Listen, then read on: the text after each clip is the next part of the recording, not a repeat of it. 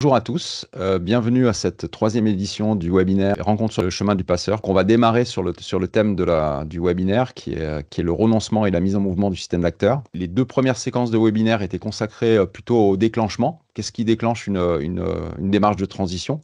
Là, on passe sur une seconde phase, donc sur en principe les 2 webinaires qui arrivent, donc aujourd'hui et puis la prochaine fois, sur la phase de renoncement et de mise en mouvement du système d'acteurs. La troisième séquence, ça sera le passage à l'échelle quand finalement la démarche de transformation a pris dans un périmètre suffisamment intéressant pour qu'ensuite on décide de l'élargir à l'ensemble d'un territoire, d'un écosystème. Voilà. Du coup, Olivier, je te propose d'engager déjà au travers de ton expérience sur Métabier quelques points clés que tu as identifiés par rapport à la thématique du renoncement. Et puis je reviendrai avec quelques apports un peu conceptuels, théoriques, méthodologiques sur ce qu'est le renoncement, voilà, pour élargir un peu cette notion-là. Et surtout, comme je le disais, on souhaite réserver un temps d'échange un peu plus important que les dernières fois avec les personnes qui sont présentes. Voilà. Olivier, je te donne la parole. Ouais, merci Stéphane. Effectivement, nous, dans cette aventure Métabier, moi, j'identifie au moins trois étapes de renoncement qui sont intervenues à des périodes différentes. Et à chaque renoncement, j'identifie également une mise en mouvement, comme si on ne pouvait pas renoncer à quelque chose sans avoir, si ce n'est une idée de la suite, au moins une impulsion qui nous permet de dépasser l'inconfort et la frustration du renoncement. Donc pour nous, le premier, c'était d'arrêter d'investir donc sur des remontées mécaniques parce on ne pouvait pas justifier de l'amortissement sur une durée suffisante liée au ski.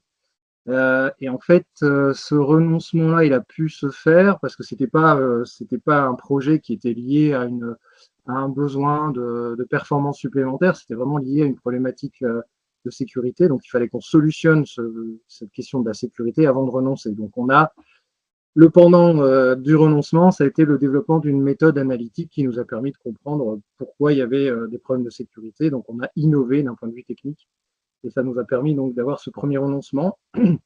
Le deuxième renoncement, c'était d'accepter l'idée de la fin du ski. Donc là, c'était beaucoup plus délicat parce que qu'est-ce qui s'est joué au moment où il a fallu se projeter vers la fin du ski, tout de suite, c'est qu'est-ce qu'on fait? Qu'est-ce qu'on fait à la place de? Donc cette peur du vide, en fait, elle est inhérente au renoncement.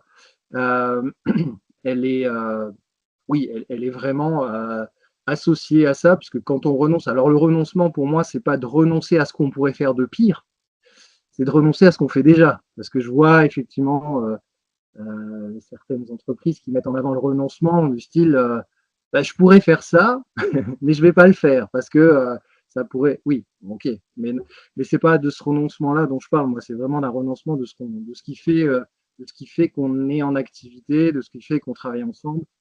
Donc cette idée de la fin du ski, voilà, ça a vraiment ouvert un champ émotionnel. Et moi, la première fois où j'ai présenté des graphes qui montraient effectivement l'évolution, on m'a dit, tu présentes pas ça. Tu ne présentes pas ça. Donc ça, quand je dis on, c'est la petite gouvernance qui était au cœur du syndicat qui gère la station de Métabier. Donc voilà, j'ai déjà mis un certain temps à pouvoir poser cette idée-là, à la mettre sur la table. Donc ça, euh, et, euh, et j'ai aussi dû lutter contre la recherche de la solution immédiate de remplacement. Donc, ce que j'ai fait plein de business plans hypothétiques, parce que voilà, on phosphore sur qu'est-ce qui peut remplacer la bûche d'été, le VTT, etc., etc. Et à chaque fois, je démontrais, en étant relativement modeste, que ça ne suffirait pas à remplacer le ski. Et donc, j'ai obtenu l'autorisation de travailler sur ce sujet. Et, et donc, j'ai obtenu aussi le fait de renoncer à une solution toute faite à ce qui s'ouvrait comme vide après cette idée du renoncement à la fin du cycle. Et puis, le troisième renoncement, ça a été une fois qu'on avait accepté cette idée de fin du ski et de travailler sur des solutions, on n'avait pas encore accepté l'idée que ces solutions, on ne les trouverait pas sur le périmètre de notre station. Que quoi qu'on fasse, ça n'aurait pas, en tout cas au vu de ce qu'on connaissait comme alternative ou euh, comme idée, on ne pouvait pas rester sur notre périmètre et en même temps rester sur le périmètre du tourisme si on voulait euh, au moins donner un avenir aux femmes et aux hommes qui vivaient du ski jusqu'alors.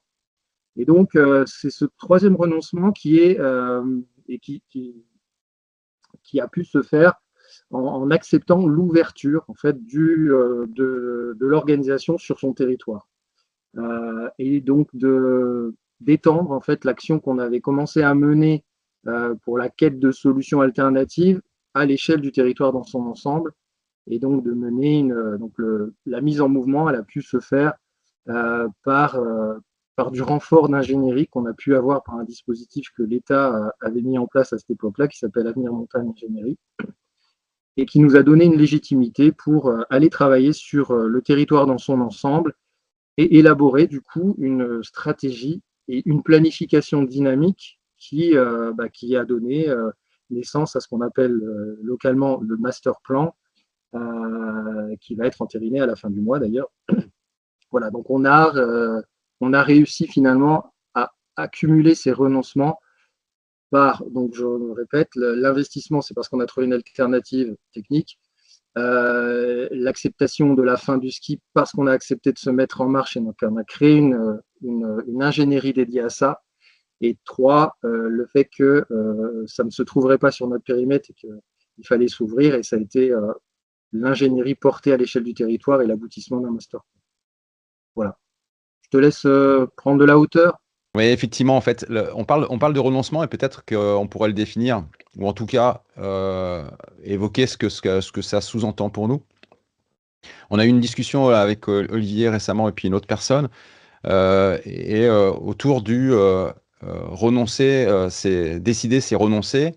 Et donc, c'est pas la peine d'insister sur le fait qu'on renonce parce que c'est pas joyeux de renoncer, ça implique la nécessité de faire du deuil, etc. Vaut mieux embarquer les gens en disant c'est plutôt une décision qui va dans le bon sens, qui va vers un projet ambitieux et désirable. En fait, la difficulté, si on fait trop l'amalgame entre le renoncement et la décision, cette notion de changement fondamental n'apparaît pas. C'est-à-dire que nécessairement, dans un projet de transformation, et comme vous l'avez vécu sur Métabier et plus largement dans le Haut-Doubs, et tel que ça se fait de manière décidée ou subie dans plein de territoires, et on l'a vu sur le sujet de la montagne, mais sur plein d'autres sujets aussi, la notion de renoncement, en fait, est importante parce qu'elle permet de prendre conscience que ça ne va pas être simple, ça ne va pas être facile. Renoncer au ski, renoncer à la neige dans le Haut-Doubs, c'est pas simplement renoncer à une activité économique qui génère de l'argent, ce qui est déjà embêtant, mais c'est aussi renoncer à des éléments de culture qui sont très forts. La neige, comme tu l'as déjà dit précédemment, Olivier, surtout le ski nordique, ça fait partie des éléments de culture et des valeurs fortes du territoire. Et donc, quand on renonce et quand on accepte de dire qu'on renonce, ça sous-entend qu'on mesure l'effort à produire pour pouvoir aller vers autre chose. Voilà. Et parce qu'on mesure cet effort-là, on ne peut pas, comment dire, imposer un renoncement, ou en tout cas acter d'un renoncement, sans envisager la suite et qu'est-ce qui va remplacer finalement ce renoncement-là. Voilà. Et donc, c'est pour ça que dans les démarches de transformation, de notre point de vue avec Olivier, le terme de renoncement est important parce que c'est pas une simple décision, c'est une décision qui sous-entend des difficultés à venir sur plein de registres niveau-logiques tels que je vais les évoquer. Voilà. Et puis, j'avais évoqué aussi la stratégie de procrastination parce qu'en fait, aujourd'hui, si on ne renonce pas, on ne prend pas de décision. C'est-à-dire qu'il ne faut pas se leurrer dans les territoires de montagne, si on garde cet exemple-là. Si on ne renonce pas à l'idée à l'idée de l'économie du ski telle qu'elle existe aujourd'hui et toutes ces ramifications, et en particulier sur l'immobilier, le foncier, etc., eh bien, en fait, on ne prend pas de décisions qui vont dans le sens d'accepter le diagnostic et de bouger les lignes de manière fondamentale. Et donc, du coup, ça veut dire qu'on décide de mettre en place une stratégie de procrastination. Et c'est ce que font aujourd'hui les territoires de montagne qui disent, oui, mais il nous faut encore quelques belles saisons où on va encore faire du développement avec l'installation de nouvelles remontées mécaniques pour faire perdurer le modèle, pour pouvoir accumuler des bénéfices financiers, pour pouvoir financer la transition. Et là, ça nous emmène sur un autre sujet qui est le financement. Et finalement, renoncer, c'est faire de la place. Quand on dit je renonce à une activité, ça veut dire que je dégage des ressources, des moyens financiers, du temps, etc., qui étaient dédiés à une activité. On peut l'affecter sur autre chose. Donc finalement, le fait d'acter un renoncement n'implique pas, en termes de transition ou de transformation des modèles, n'implique pas forcément d'investir plus d'argent, d'aller chercher plus d'argent, parce que ça aussi, c'est un motif de procrastination. Ah oui, mais on ne peut pas changer parce qu'il nous faut des budgets, on n'a pas les budgets en ce moment, on verra plus tard, il faut en accumuler, il faut qu'on aille chercher de l'argent, etc. Non, les ressources, on en a aujourd'hui. On est les premiers à dire que les ressources, il existe des limites planétaires et donc les ressources sont limitées. Donc ça vaut aussi pour l'argent. Ça vaut aussi pour le temps des personnes. Et à un moment donné, il faut redéployer les efforts et les ressources sur d'autres projets.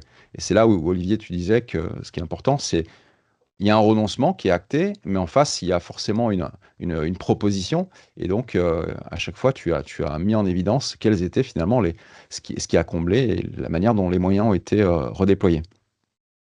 Voilà. Euh, tu as évoqué la notion de renoncement sur un niveau logique qu'on appelle le contenu. Donc, le quoi, vous avez renoncé à quoi? Donc, vous avez renoncé au ski. Alors que dans les projets de transformation, il existe plusieurs niveaux logiques sur lesquels on peut parler de renoncement. Donc, je vais me permettre de partager mon écran. Hop. Donc, ce que je vous montre là à l'écran, c'est une pyramide inversée des niveaux logiques qu'on utilise en approche systémique qui vient notamment des travaux de l'école Palo Alto dans les années 70-80 sur l'approche systémique appliquée aux sciences humaines et sociales. Tout en bas de la pyramide, on a un niveau de logique qui parle des contenus. Donc, on a renoncé, par exemple, au ski. Voilà, c'est un élément de contenu. Mais on peut très bien avoir des renoncements sur tous les niveaux logiques. On va remonter au niveau relation.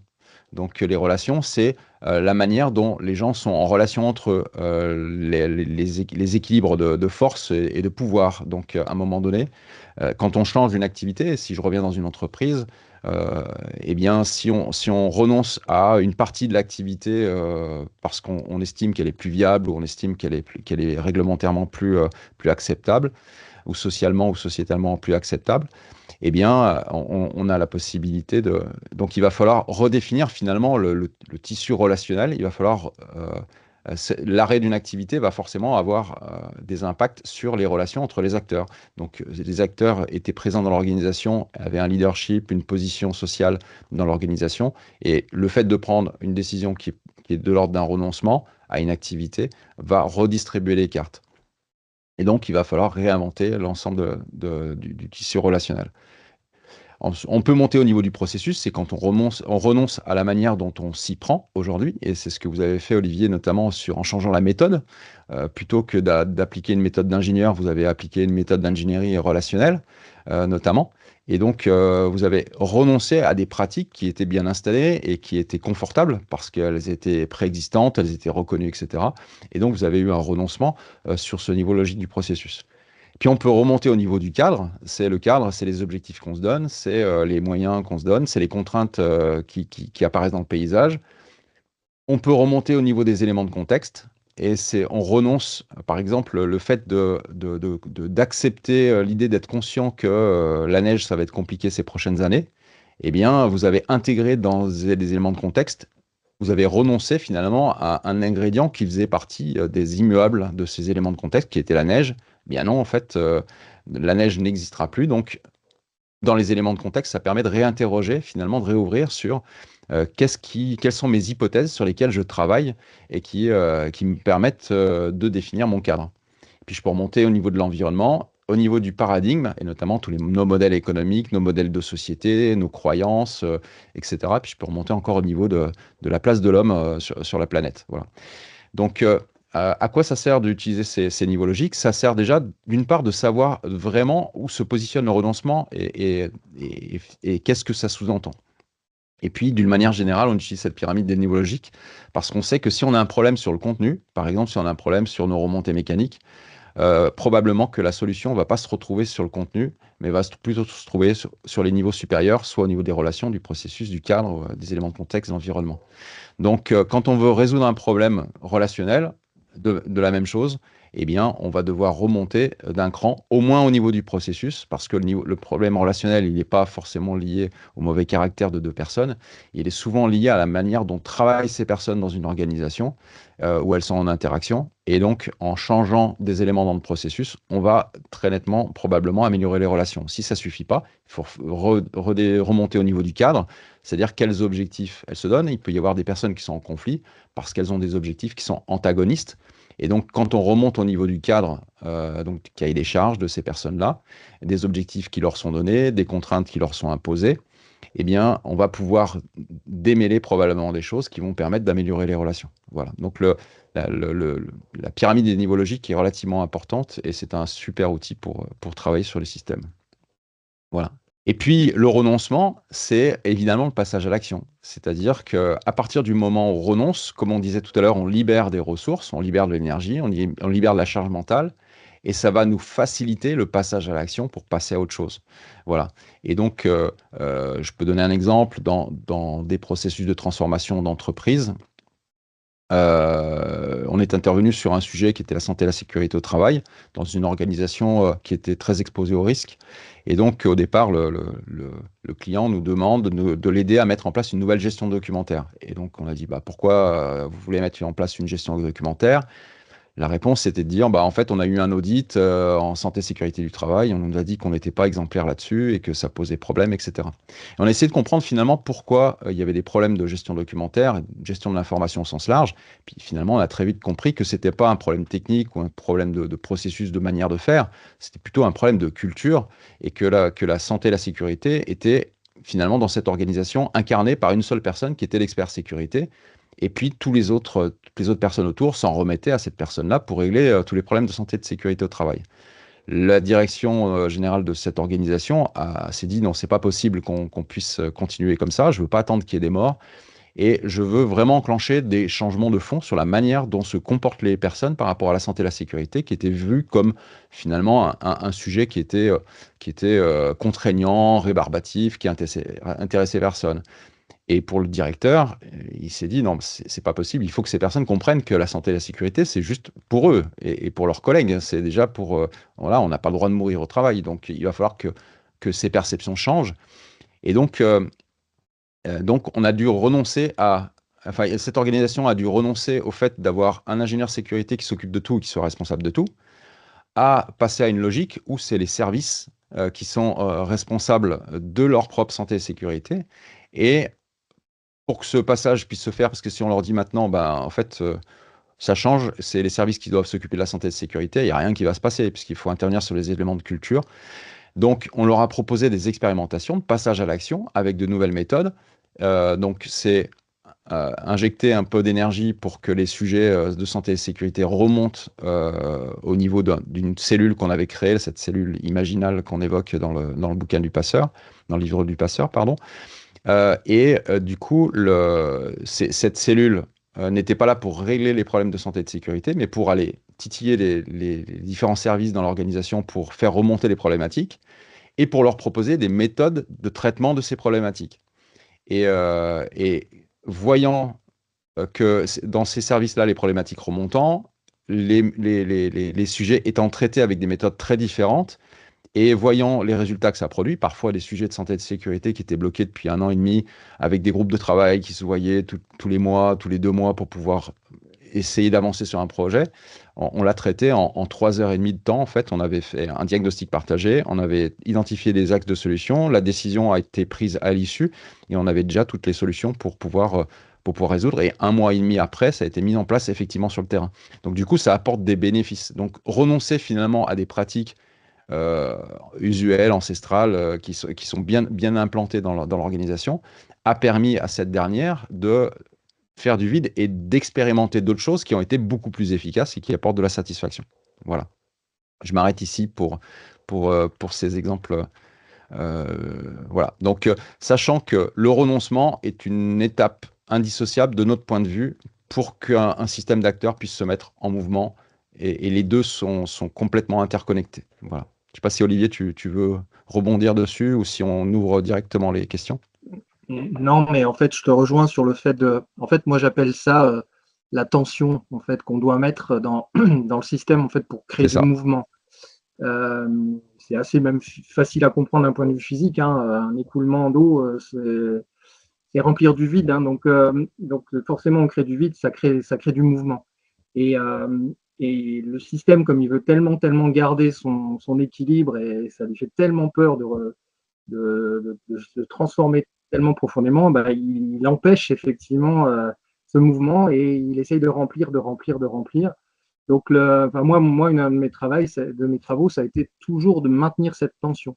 C'est-à-dire que même quand on avait passé un cap par rapport au renoncement, c'est-à-dire renoncer aux remontées Ouais. mécaniques, solutions techniques, on pouvait dire bah, c'est tranquille, non, on en remet une couche, c'est la fin du ski. Ah ouais, mais bon, et puis après, on ouvre sur un master plan où on dit en fait, ce master plan, il ne va pas donner des solutions, il va Non. faire émerger des choses.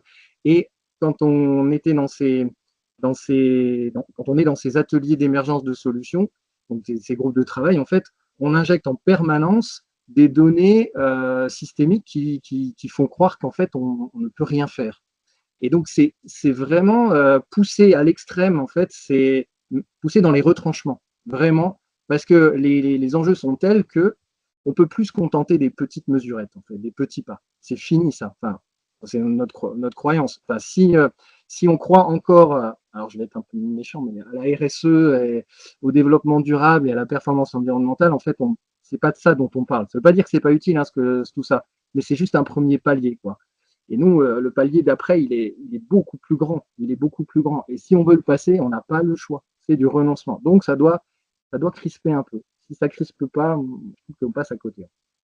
Ouais, exactement. Mais c'est important, en fait, effectivement, pour revenir sur l'exemple de la RSE ou de développement durable ou de tous ces concepts qui sont fondamentaux et complètement importants. En fait, la difficulté à laquelle ils se heurtent, c'est qu'en fait, on va avoir une première phase qui va être un diagnostic. On va identifier des problèmes. Donc, des problèmes par rapport aux ressources, des problèmes par rapport à la pollution, par rapport à la pression sociale, etc. Et en face, on va proposer des solutions en disant il existe des solutions, l'économie de la fonctionnalité, l'économie circulaire, la permaculture, etc., etc. Et ces solutions fonctionnent, on sait, on a pu les vérifier. Le problème, c'est le passage du point A au point B. C'est-à-dire que c'est le passage du diagnostic à la mise en œuvre des solutions. Avoir des solutions, ce n'est pas un problème en soi, mais le défi, c'est de les mettre en œuvre. Et effectivement, il faut créer cette tension. Alors du coup, je me permets de partager, parce que ce que tu disais, Olivier, me fait penser à ça. On en a parlé, mais du coup, on l'a jamais illustré. Donc, ce que je présente là, c'est la logique d'homéostasie, en fait, hein, d'un système. Donc, un système, on le définit entre des différents composants qui sont reliés par des éléments de tension, donc des relations. Et puis, il y a des perturbations qui peuvent être exogènes ou endogènes, qui vont viser finalement à changer. Donc, les perturbations endogènes, c'est le marginal séquent à l'intérieur d'une organisation ou d'un territoire qui va tenter de proposer une nouvelle perspective. Donc, c'est le travail que tu as fait. Et puis, les perturbations exogènes, c'était bah, l'absence ou la raréfaction de la neige. Et donc, avec ces perturbations, on va se dire, bah, le système va facilement changer. Ben non, ça ne se passe pas comme ça, parce qu'en fait, le système a mis en place tout un tas de mécanismes de régulation pour garder son état d'équilibre. Et donc, il y a ce qu'on appelle les boucles de rétroaction. Donc, on peut avoir des boucles de neutralisation qui vont tenter de limiter les effets, voire anéantir les effets des perturbations. Et puis, on peut avoir des dynamiques d'amplification des effets de la perturbation, et c'est ce qu'on va chercher à faire dans des dynamiques de transformation. Et donc, c'est pour ça qu'il n'y a pas une méthode, il n'y a pas un point, une façon de faire particulière. Il faut trouver quel est le levier en situation, à l'instant T, dans une organisation particulière, pour pouvoir attraper le sujet. Donc, le sujet du ski, c'est attraper, la fin du ski, c'est attraper à Métabier au travers du sujet des remontées mécaniques et des contraintes réglementaires, mais il pourrait s'attraper complètement ailleurs, même sur une station de ski, voilà, et dans d'autres contextes et territoires.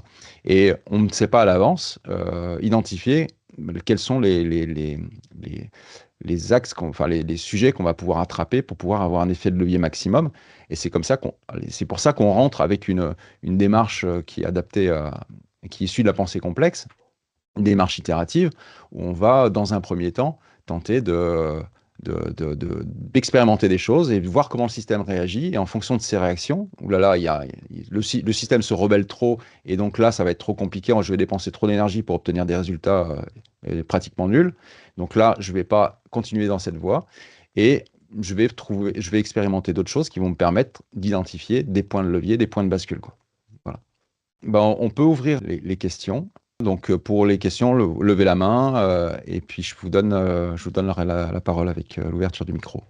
Après, ça peut être aussi des feedbacks. Si vous avez déjà lu une partie du livre ou que vous l'avez terminé, ça peut être soit un feedback, soit des questions précises par rapport au récit d'Olivier, aux notes qu'on a pu développer. Pour des questions de droit à l'image, nous avons coupé la séquence. La question qui a été posée est la suivante. Pour combattre l'homéostasie du système et les boucles de rétroaction, face à un changement, est-il possible d'utiliser les données collectées suffisamment solides pour démontrer l'inadaptation au contexte et montrer aux acteurs qu'il est indispensable de changer? Ouais, peut-être, et Olivier, je te proposerai de compléter. Alors, ça ne suffit pas. C'est-à-dire avoir conscience de ce qui n'existe plus ne suffit pas à changer un système. On est capable de maintenir une civilisation dans son fonctionnement, même si autour de nous, tout a changé, etc. Nos systèmes humains aujourd'hui, en fait, on n'a pas réussi dans l'histoire de l'humanité, il n'a pas été démontré qu'une société humaine a réussi à vraiment changer ses éléments de fonctionnement et sa trajectoire pour pouvoir pallier à des changements importants dans son contexte. Pour autant, c'est une première étape nécessaire et c'est ce qu'on appelait l'autodiagnostic partagé. Parce que si on amène des données froides de l'extérieur, donc des données scientifiques de l'extérieur par des experts, il n'y aura pas incarnation, il n'y aura pas appropriation de ces éléments. Donc il faut arriver à, bien entendu, avoir des données scientifiques, c'est important, mais à faire en sorte que ces données soient aussi remontées par le terrain et par les acteurs qui sont directement concernés par les changements qu'il faut opérer. Et c'est seulement à partir de là, et c'est donc ça nous ramène sur les deux premiers webinaires, où on peut envisager une démarche. Mais ça va pas concerner tout le monde ça va pas concerner tout le monde en même temps, ça va concerner un petit groupe d'acteurs. Voilà. Olivier. Oui, juste, moi, ce que j'ai observé, c'est que dans les processus de renoncement, en fait, tout le monde se regarde un peu en chien de faïence, et c'est le premier, en fait, qui ose dire, ben, moi, je sais pas, ou en tout cas, oui, j'admets qu'on est au bout. Et dès qu'il y en a un qui commence en fait, c'est un espèce de constat d'échec, hein. Il y a quelque chose de très humain, dire, c'est qui le premier qui va céder, en fait. C'est comme si on acceptait une défaite. Moi, j'ai observé vraiment que à partir du moment où il y en avait un dans un groupe, je l'ai vécu surtout sur le nordique, où à un moment donné, ouais, ben, si, il faut se rendre à l'évidence. Et alors tous les autres, ah bah ouais, ils suivaient tout à coup. Mais il y a quelque chose de je te tiens, tu me tiens, je suis tenu par le système. Donc si c'est moi qui dis si je suis du système et que je dis, hé les gars, c'est bientôt fini, je peux être considéré comme le traître. Et donc c'est assez. Et moi je l'ai vécu comme ça, mais dès qu'il y en a un qui commence à oser, et j'aime bien ta formule envie de l'audace, c'est vrai qu'il faut être audacieux, hein, à un moment donné, il y a un engagement. Il y a un engagement. Donc, mais voilà, quand il y a une petite porte, et c'est ça qu'on va chercher quand on essaye d'amener les données froides au cœur du système, c'est ça. Il il faut pas être 36 000 pour accepter. Une petite porte, ça suffit. Une autre question ou un témoignage aussi sur des process de renoncement que vous avez vécu ou que vous avez vous-même impulsé. Voici donc la deuxième question qui a été posée. Quand nous sommes en position de restituer un diagnostic, ce n'est pas évident de mettre le curseur entre l'optimisme et le catastrophisme, sachant qu'il y a beaucoup d'enjeux professionnels et personnels et donc de l'émotion. Comment provoquer un électrochoc pour provoquer de l'action et trouver des alliés dans la démarche, sans pour autant braquer et faire fuir tout le monde? Olivier, tu veux y aller ou... Moi c'est toujours le même enjeu, c'est d'essayer de valoriser ce que les professionnels connaissent de leur terrain et de poser cette connaissance sur des données scientifiques et des trajectoires. Et pas, voilà. Et donc, c'est d'être modeste avec tout le package scientifique qu'on connaît. Il y a une image dans le bouquin, on a le passeur, il y a une grosse bulle avec plein de connaissances, et en fait, il ne dit qu'une toute petite partie. Moi, je me souviens, j'étais intervenu devant des scientifiques qui me disaient, mais c'est inadmissible ce que tu dis. En fait, il faut transmettre ce savoir. Et je leur ai dit, écoutez, moi, ça fait 30 ans que je bosse sur ces sujets-là, je sais très bien que ça ne marche pas. Donc, qu'est-ce que vous allez faire? Vous allez activer notamment le biais de confirmation, vous allez activer plein de choses et vous allez braquer, vous allez complètement. Donc, c'est cette subtilité. Là, j'étais en vision sur le pastoralisme et l'eau, par exemple. Et effectivement, l'enjeu, c'est on a un package comme ça de données climatiques avec des mauvaises nouvelles.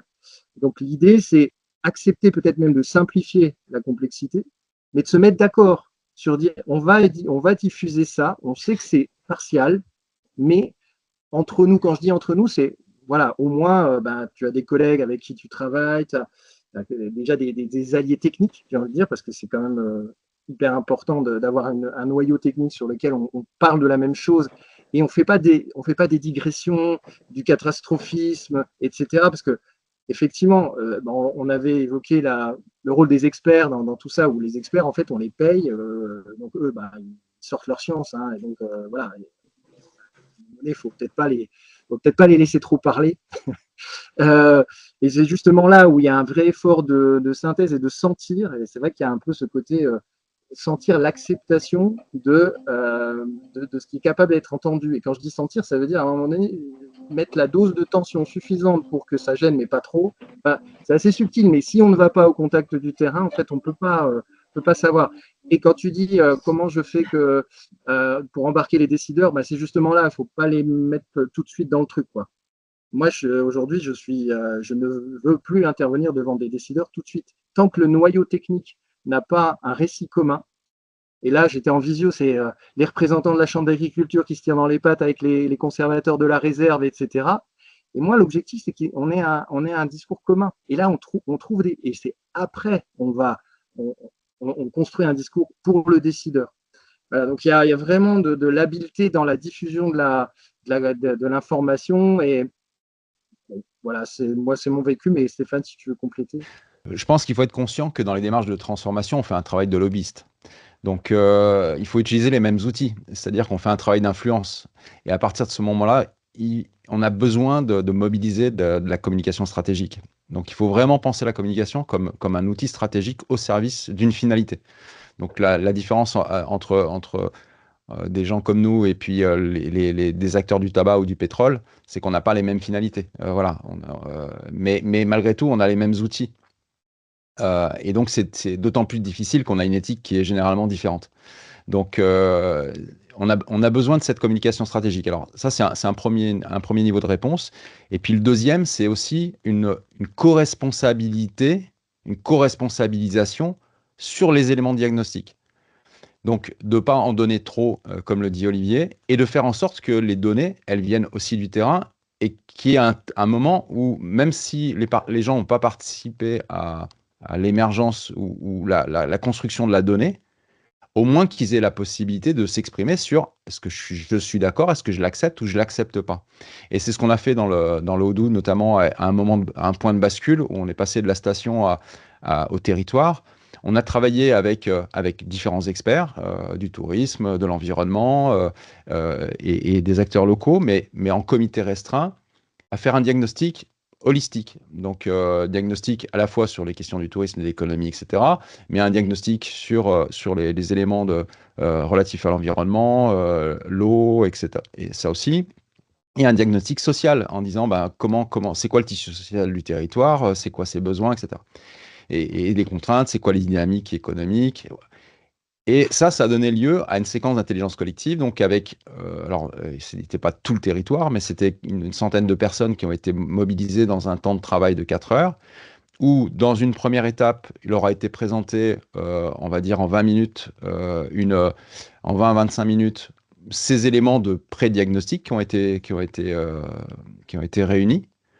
Et derrière, tout l'enjeu, c'était d'arriver à faire en sorte que le public, enfin, les participants qui étaient là et qui représentaient, enfin, il y avait des élus, il y avait des techniciens des collectivités, il y avait des socioprofessionnels, et il y avait des lycéens qu'on avait réussi à avoir, il y avait des gens de l'agriculture, de la forêt, de la protection. Bref, on a essayé d'avoir un échantillon dit représentatif des clients, des solutions de tourisme, etc., des hébergeurs, un échantillon représentatif pour que les feedbacks qui nous soient remontés soient justement représentatifs de ce que pourrait penser, si je le personnalise, le territoire. Et donc, on présente les éléments diagnostiques. Ensuite, on a une étape dans laquelle on va inviter les gens, non pas à donner des feedbacks, savoir s'ils sont d'accord ou pas d'accord, mais plutôt à poser des questions pour bien comprendre les éléments de diagnostic. Est-ce qu'on est bien d'accord? Et seulement une fois qu'on est bien d'accord, donc il y a eu, je ne sais plus, 300, 400 questions qui ont été posées dans les différents groupes de travail. Une fois qu'on est d'accord, à ce compte-là, on lâche les chevaux et on laisse la possibilité aux gens d'exprimer des émotions, de la colère, qui peut être de la colère ou de la joie ou de l'engagement, et aussi des éléments de feedback par rapport à je suis d'accord avec les éléments de diagnostic qui sont proposés ou je ne suis pas du tout d'accord et je vous explique pourquoi, pour progressivement les emmener à l'issue de la réunion à OK, il y a des perspectives il y a un diagnostic qui a été présenté, il y a aussi des perspectives qui ont été présentées, je l'ai pas abordé. Est-ce que le diagnostic, vous adhérez ou pas, et pour quelles raisons? Ensuite, sur les perspectives, les orientations stratégiques pour le territoire, est-ce qu'elles vous parlent? Et si ce n'est pas le cas, quelle est votre vision? Et si c'est le cas, quels sont les éléments qui vous séduisent plus particulièrement? Et ensuite, quelles sont les problématiques auxquelles nous allons être confrontés pour pouvoir les déployer? Et enfin, qui c'est qui veut être du projet pour pouvoir déployer la stratégie? Et donc, avec ce processus de questionnement qui se fait dans un temps relativement rapide, hein, c'est 4 heures de temps, on arrive à avoir, à une petite échelle, certes, mais avoir une co-responsabilité, une co-responsabilisation des acteurs par rapport à ces éléments-là. Et les gens peuvent ressortir en n'étant pas d'accord avec la vision qui a été co-construite finalement avec le groupe, mais en tout cas, ils ont pu s'exprimer et ils ont été entendus. Voilà. S'il n'y a pas de nouvelles questions, eh bien, on vous invite au prochain webinaire où on développera encore ces thèmes-là. Et puis, voilà, on vous invite à lire ce formidable bouquin écrit par Olivier et que vous trouverez en ligne exclusivement voilà, sur les éditions Inverse. Je vous souhaite un excellent appétit et puis une excellente fin de journée. Et puis à très bientôt du coup, à dans 2 semaines.